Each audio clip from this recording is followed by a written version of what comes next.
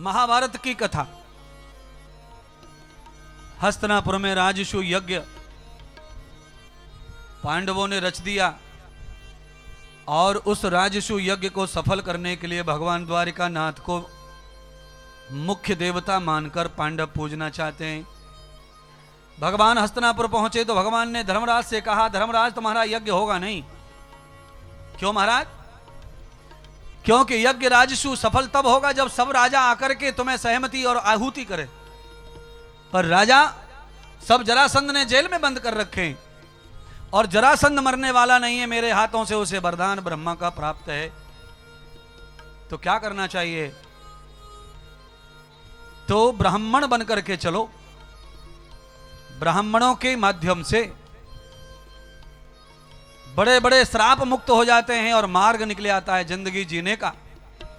तो भगवान श्याम सुंदर स्वयं भी ब्राह्मण बन गए और क्षत्रिय भीम और अर्जुन को भी ब्राह्मण बना दिया। आपत्ति काल में ये सारी चीजें संभव और जरूरी हैं, होनी चाहिए। जहां जैसी जरूरत हो, देश को, धर्म को, समाज को, संस्कृति को बचाने के लिए जो आवश्यक हो वो कदम उठाने चाहिए। भगवान ने भीम को ब्राह्मण बना दिया और जरासंध से युद्ध करवाया। भीम को पटक लिया जरासंध ने एक झटके में और नीचे बैठ के छाती पर बैठ गया जरासंध। अब तो थोड़ी ही देर में भीम के प्राण निकलने वाले थे। भीम भगवान की ओर देखे और भगवान हंसे। भीम को बड़ा बुरा लगा। अरे द्वारकाधीश ये जानते हैं कि जरासंध मुझे मार डालेगा, तो भी मुझे लड़ाई लड़वा दी, युद्ध लड़वा दिया, मल्ल करवा दिया, कुश्ती करवा दी और मैं मर रहा हूं और भगवान हंस रहे हैं। इसका मतलब भगवान किसी जन्म का बदला ले रहे। भीम ने पूछा, महादेव ए कृष्ण क्यों हंस रहे हो? मैं दुखी हूं और तुम हंस रहे हो। दूसरे के कष्ट पे हंसने वाला अच्छा नहीं होता है कृष्ण।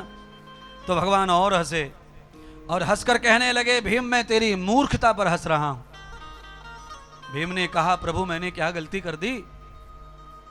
तो कहा, गलती ये कर दी कि युद्ध कराने के लिए कौन लाया है तुझे? तो कहा, आप लाए। ब्राह्मण किसने बनाया? तो कहा, आपने बनाया। जरासंध से युद्ध लड़ने के लिए किसने आदेश किया? तो कहा, आपने किया। सब काम जब मैंने ही किया है तो तू युद्ध में और कुश्ती में पूरा ध्यान तेरा कुश्ती में चला गया। तू नीचे रहेगा। अगर तुझे जीतना है तो कर्म तू अखाड़े में कर, संसार में कर, क्षेत्र में कर और ध्यान मेरा कर। जैसे ही भगवान ने भीम को समझाया, अब भीम ध्यान भगवान का कर रहा है और कुश्ती अखाड़े में जरासंध से लड़ रहा है। भगवान ने गुप्त इशारा कर दिया और यूं कह दिया, फाड़ दे और उल्टा फेंक दे, कार्य पूरा हो गया। वही मैं तुमसे कह रहा हूं, हम संसार में सब आए हैं, ब्राह्मण बनकर ही जन्म लेकर आए हैं और हम सब कुरुक्षेत्र के मैदान में युद्ध लड़ रहे हैं जरासंध से। अपने बुढ़ापे से, अपने कुकर्म से, अपने अधर्म से उसे जीतना है तो ध्यान और आज्ञा परमात्मा की करो और अपना बल संसार में लगाओ, अपनी बुद्धि संसार में लगाओ। आदमी महाराज 2 रुपए का फूल चढ़ाकर, 100 ग्राम का प्रसाद चढ़ाकर भगवान को वहीं भूल जाता है और पूरे दिन फिर पाप में दे धड़ाधड़, दे धड़ाधड़, दे धड़ाधड़। बस मंदिर से निकला कि सारा खेल खत्म। मंदिर से निकला तो भूल गया भगवान कहां है। अरे बावड़े, मंदिर में ही भगवान केवल नहीं है।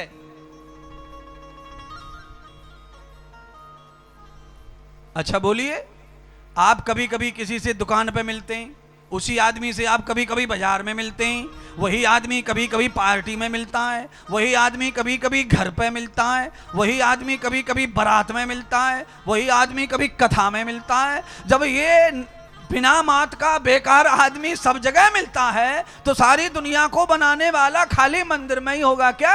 वो भी सर्वत्र व्यापक है, जहां चाहो वहां। हर शंकर कहां है? तो कहा, जहां कंकड़ वहां शंकर।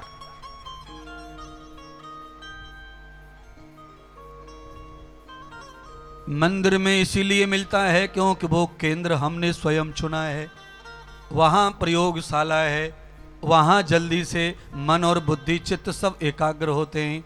क्यों? रूप से फायदा मिलता है एकाग्र होने के लिए।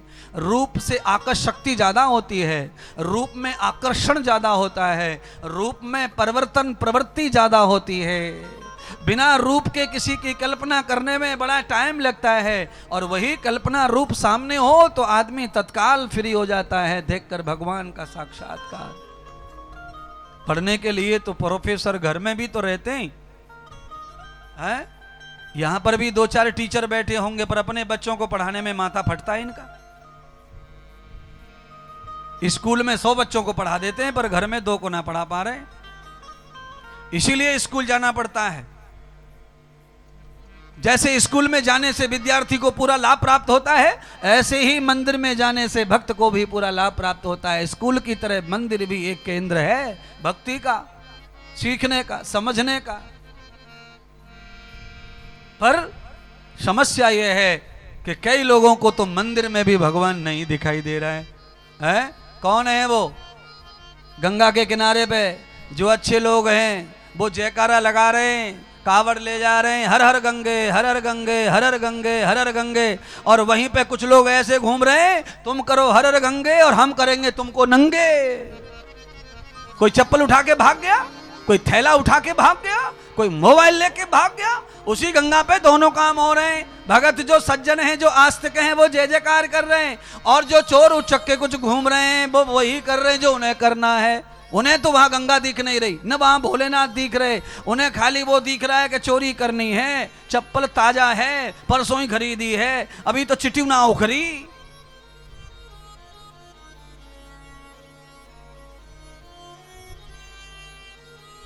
पंडाल में तो कोई दिख नहीं रहा है उठाने वाला, यहां तो सब ऐसे ही दिख रहे, ढेर पड़े ढेर, कोई नहीं उठा रहा, ढेर के ढेर पड़े। पर ये सब लोग हर जगह मौजूद है महाराज। कितनी फोर्स खड़ी है विश्वनाथ मंदिर पर, कॉरिडोर पर कितनी पुलिस लगी है, तो भी चप्पल ना मिल रही है। जितने पकड़ने वाले होशियार हैं, ट्रेनिंग लेके आए, उतने ही चुराने वाले भी ट्रेनिंग लेके ही आए हैं महाराज।